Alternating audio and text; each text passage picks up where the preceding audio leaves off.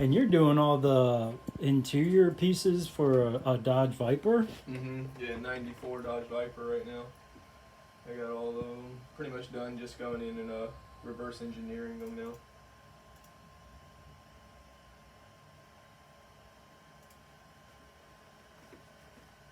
Reverse engineering takes a while. It takes a couple hours per piece, depending on how big the piece is.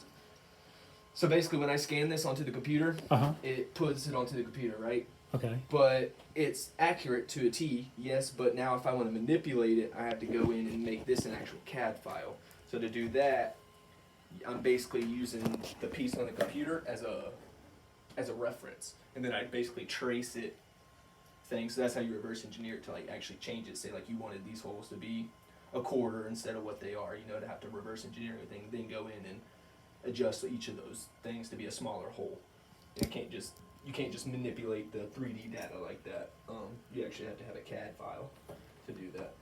So we get another scan.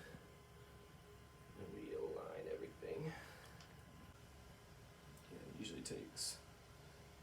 Usually I like to scan everything 2 to 3 times. That way, if I missed anything on one, it'll pick it up in the other. So I'm just gonna stay.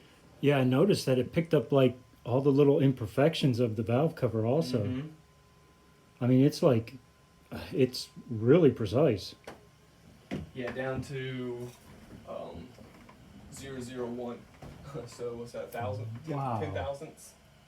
Yeah, all the way down to 10 thousandths. Any cards or maybe anything. I don't really advertise as much. I stay so busy, it's like I kind of just do stuff for us because I stay so busy. I'd imagine like so. the Viper guy, he's one of our buddies. Yeah. He used to be in the business a long time ago. He got out, and now he does a bunch of stuff with Vipers. And then some of the other stuff, that was me just piddling.